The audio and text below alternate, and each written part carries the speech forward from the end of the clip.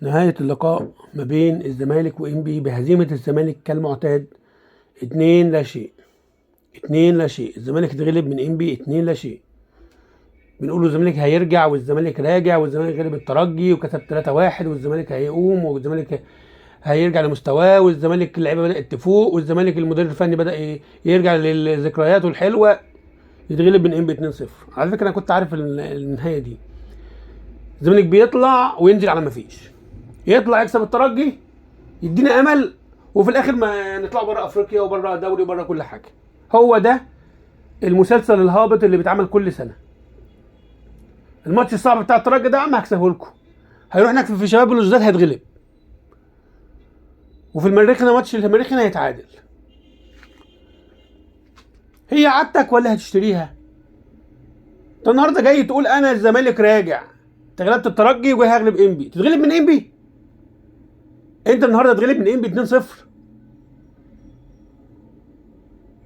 انت كده هتقابل الشباب بلوزداد تعمل ايه بقى؟ ان شاء الله هتروح تتغلب من شباب بلوزداد 2-3 كمان؟ تروح لنا ترجع لنا بفضيحه زي فضيحه النادي الاهلي 5؟ لو حضرتك رايح ماتش بشباب بلوزداد وهترجع لنا بفضيحه، لا ما تروحش احسن. خليك في مصر معزز مكرم، كفايه اهانه وفضيحه. ايه الماتش ده؟ مفيش لعيب عنده ضمير، مفيش لعيب لعب بالثلاثه ساغ. فتوح اللي انا كنت دايما بشيد بيه وبقول ان هو يعني ما حصلش في الكوره والكوره تتلف في رجله، مفيش النهارده. كل بساطه غلط، مش هين عليه يرفع. يوم لما يرفع يديها للجون في ايده.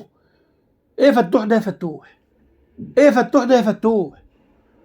هو انت تعديت من زمايلك بتوع الزمالك؟ مش ممكن اعظم باك شمال في افريقيا يطلع بالمستوى ده النهارده. اسوأ مستوى شفته في حياتي ليك يا فتوح. نيجي لعبد الغني بقى. انا مش هتكلم عبد الغني كل مره بخبط فيه. عبد الغني ما يلعبش يا جماعه. ما لعبوا المسلوسي مدافع وما تلعبوش عبد الغني. لعبوه في قلب دفاع المسلوسي، وهاتوا اي حتى باك يمين. عبد الغني ما فيش خالص. حسام عبد المجيد النهارده بيتمطوح، بيتدلع. الكرة جت ما جاتش، دخلت جول فينا ما دخلتش. يرفع نفسه الكرة، عرف يضربها براسه، ما عرفش يضربها مش مشكلة، تعدي ويجي فينا جون. يا حلاوة يا حسام عبد المجيد، ده انت ايامك فله. انت راجل لسه بتقول اسمك مكتوب بالقلم الرصاص، المفروض تقاتل في الملعب، كرة ما تعديش منك. انت حسام عبد المجيد مستواك بيتراجع بصورة مبالغ فيها يعني. فوق يا حسام عبد المجيد، انت لسه اسمك مكتوب بالقلم الرصاص في الزمالك. اسمك مكتوب بالقلم الرصاص يا حسام عبد المجيد. نص الملعب بقى حدث ولا حرج. دونجا ومحمد اشرف رؤى صباح الحلويات. انتوا تروحوا تقعدوا تشوفوا لكم اي شغلانه تانيه غير نص ملعب الزمالك. لا شوط، لا قطع، لا ضغط على الخصم. امال فايدتكم ايه يا حبايبي؟ انتوا نازلين تقضيه واجب؟ انتوا نازلين تتسلوا؟ نازلين تتسلوا. واحمد زيزو يفضل يجري بالكوره لغايه ما تتقطع منه.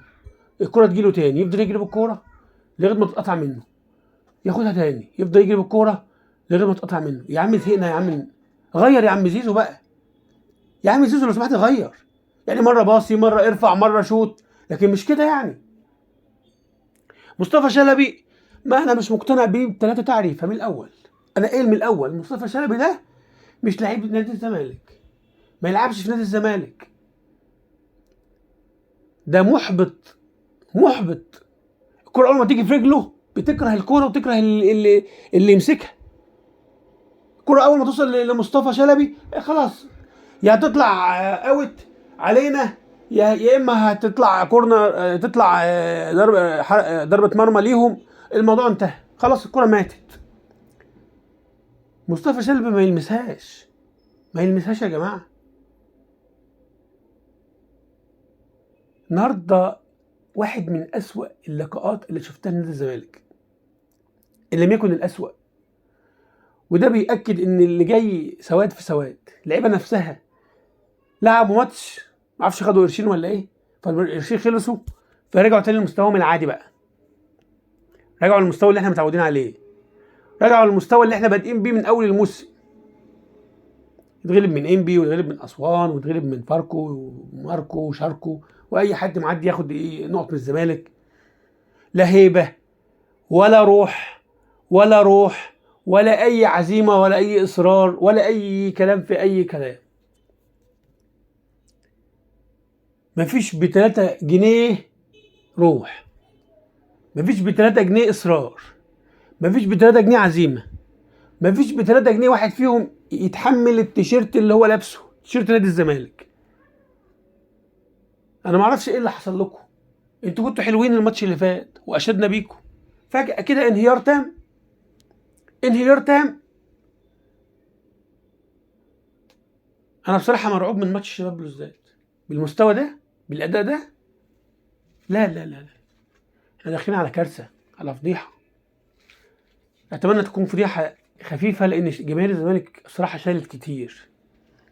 اتمنى تكون فضيحة خفيفة لان جماهير الزمالك شالت كتير. ربنا يستر على اللي جاي.